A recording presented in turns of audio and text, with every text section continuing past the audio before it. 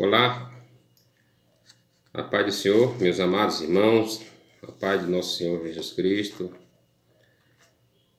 Estamos aqui mais uma vez para fazermos mais uso da palavra do nosso Deus. Que Deus em Cristo continue os abençoando. Você que já está inscrito no canal, compartilhe este vídeo, continue nos abençoando, compartilhando com seus amigos para que a palavra do Senhor chegue a mais pessoas. Aqui quem fala é vosso irmão em Cristo, nosso irmão Val.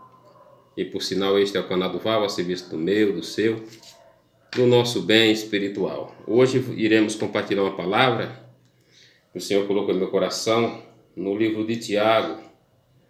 Tiago capítulo 1 e versículo 5 a seguir, que nos diz desta maneira. Tiago 5 nos diz assim: se algum de vós tem falta de sabedoria, peça a Deus, que a todos dá liberalmente, e não o lança em rosto, e ser-lhe-á dada. Peça, porém, com fé e não duvidando, porque o que duvida é semelhante à onda do mar, que é levada pelo vento e lançada de uma parte para outra. Não pense tal homem que receberá do Senhor alguma coisa. O versículo 8, que é o versículo que estamos aqui, que é o versículo chave que eu quero pregar sobre ele, falar um pouco sobre ele, nos diz desta maneira: o homem de coração dobre é inconstante em todos os seus caminhos. O homem de coração dobre é inconstante em todos os seus caminhos. Amados, eu quero falar sobre esse versículo 8. Mas antes eu quero falar aqui um pouco do autor desse livro, Tiago. E a Bíblia menciona 4 Tiagos, né? Primeiro Tiago é o filho de Zebedeu, irmão de João, que está conforme Mateus 4:21, um discípulo e apóstolo de Cristo. O segundo Tiago é o filho de Alfeu, também está registrado em Mateus capítulo 10, versículo 3, chamado menor, né? Ou mais moço, também um dos apóstolos. E o terceiro Tiago, que a Bíblia nos fala, é o pai de um apóstolo chamado Judas, conforme está registrado em Lucas capítulo 6 e versículo 16. E o quarto, que é o autor dessa epístola, do qual nós iremos fazer menção dele, é o meio-irmão de nosso Senhor Jesus, né? Chamado de Justo, ou considerado justo por muitos, pelos antigos, nos patriarcas do Evangelho, né, que nos escreveu, conforme está também registrado em Mateus capítulo 13, versículo 55, que é chamado de justo. E ele veio a ser o primeiro que recebeu o episcopado da igreja em Jerusalém, pelo qual ele foi chamado e empossado como bispo, líder daquela igreja. Este é o apóstolo que escreveu esta carta, do qual nós iremos fazer menção agora. E Tiago, na sua epístola, ele fala algumas características que muito importantes. Ele fala do coração dobre, né? O coração dobre quer dizer o homem com 2 almas, o homem que tem 2 pensamentos. Ele pensa em ir por um lado, mas caminha por um outro. Ou seja, considerado 2 almas, né? Ele tem dupla personalidade. Uma hora ele crê, outra hora não crê. Outra hora ele diz que segue, outra hora diz que não segue. E isso é um perigo. Para nós que somos crentes, devemos observar essas coisas para que isso não venha pairar sobre a nossa mente e nem no nosso coração dobre, né? Ele, nessa epístola aqui, ele nos fala do sofrimento, né? Ele nos fala de advertência para quem tem um coração cheio de ira. Fala de provações, conflitos, sofrimentos, aflições. De todas as coisas ele nos adverte. Mas a maior que está aqui é referente ao coração dobre. Todas essas coisas, sofrimento, angústia, perseguição, aflição, faz parte da vida do crente. Faz parte da vida do cristão. Todo cristão autêntico tem essas coisas na sua vida. E se ele está sem essas coisas, como está registrado no livro de Hebreus, na carta aos Hebreus, que quem está sem ter essas coisas, a Bíblia diz que não somos filhos, mas somos bastardos. A Bíblia diz que o Senhor, ele castiga e açoita a todos quantos ele ama, né? Então, Tiago nos faz essa advertência sobre estas coisas. O significado literal desta palavra, coração dobre, é o homem com duas almas, como eu já falei aqui. Então, isso é um perigo. Então, isso posto, vamos falar um pouco aqui do que ele está nos dizendo aqui no capítulo 1 e no versículo 8. Olha só o que ele fala. Ele fala da aflição, mas ele fala assim, essa sabedoria que ele fala aqui no capítulo 5, se algum de vós tem falta de sabedoria, peça a Deus, que a todos dá liberalmente e não lança em rosto, e se-lhe-á dada. Essa sabedoria que ele está falando aqui, é a sabedoria, amados, que é para passar as provações.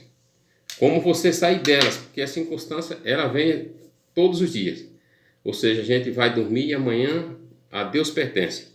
Hoje nós não sabemos, hoje quer dizer, agora no momento a gente está sabendo o que está acontecendo, mas amanhã a Deus pertence. E de repente pode vir alguma provação sobre as nossas vidas, e aí, que caminho tomar? Né? Que direção? Qual é a orientação? Aí ele está falando aqui, se alguém tem sabedoria para essas coisas, peça a Deus, que Deus dará, mas a sabedoria para sair da provação, para ter compostura, para se portar como digno. E ele mesmo fala na sua epístola que Deus, ele não prova, ele não tenta ninguém, porque ele não pode ser tentado e a ninguém tenta. Então, quando alguém é tentado, não diga que de Deus sou tentado, diga que de Deus sou tentado, porque Deus não pode tentar ninguém, né? Mas a gente é tentado pelas coisas que a gente vê com nossos olhos, porque a gente cobiça, e assim a gente almeja tal coisa, ou por alcançar ou não, vem a aflição, vem a angústia, vem a perseguição, todas essas coisas nos sobrevêm. Mas aí, qual o caminho deve ser tomado? Aí ele está falando, peça sabedoria, que Deus dará. Então, não sei a provação que você está passando, a luta que você está passando, mas peça a Deus. Se você está desorientado, busque, a fonte é Deus. Busque porque Ele vai dar, Ele te dará. E não é lançado em rosto a sabedoria que Ele dá. E com certeza você sairá da prova. Porque a provação não é para destruir, não é para diminuir, pelo contrário, é para provar, é para purificar, para refinar a sua fé. Ou seja, para te deixar mais firme na presença do Senhor, nunca para te destruir. Porque Deus não faz esse tipo de coisa, mas para provar a fé. Somos provados como ouro é provado no fogo. E isso quer dizer que nos traz dor, angústia, sofrimentos, aflições, mas Deus está conosco todos os dias. Então, só para encerrarmos aqui, já foi bem explicado, coração dobre. Às vezes pensa aí, é aquele crente que ora está na igreja, ora não está. Uma hora vai, outra hora não vai. Uma hora crê, outra hora não crê. Uma outra hora confia, outra hora não confia mais.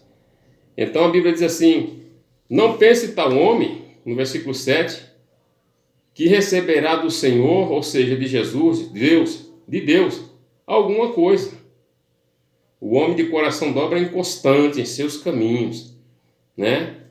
Aí, ele nos diz desta maneira, no capítulo 4, que nos diz desta maneira aqui, ó, só para encerrarmos. De onde vêm, pois, as guerras e peleja entre vós? Porventura não vem disto, a saber, dos vossos deleites, que nos vossos membros guerreiam? Né? Aí ele fala assim, no versículo 5 do capítulo 4, cuidai vós que em vão, diz a Escritura, o Espírito que habita em vós tem ciúmes, né? Ou seja, Deus tem ciúme.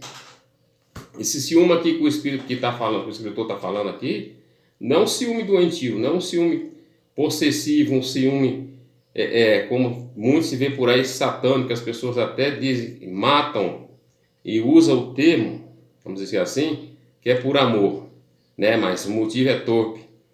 Mas esse ciúme aqui é de zelo, é de cuidado, que sabe se você tentar dar confiança ou querer dar sua confiança que é devida para Deus, você dá para outras coisas, como mais de escritura, a deuses pagãos e tudo mais, e até muitos procuram até satanismo, bruxaria, feitiçaria e tantas coisas mais que o homem tenta solucionar os seus problemas. E isso não é distante. A gente vê relatos, irmãos, que é uma coisa absurda, de pessoas que até dizem crente, mas na realidade eles participam da igreja, mas não demora muito para estar em terreiro procurando coisas para aliviar a sua aflição. Não faça isso. Deus tem ciúme, o Espírito Santo que habita em nós tem ciúme das nossas vidas. Então a confiança, o nosso coração não pode ser de dupla personalidade. O próprio Jesus disse que não pode de uma mesma fonte, manar água salgada e água doce. Ou seja, você só tem que produzir uma coisa só. E nós somos estamos aqui para produzir águas doces, água que jorra para a fonte da vida, que é o nosso Senhor Jesus Cristo.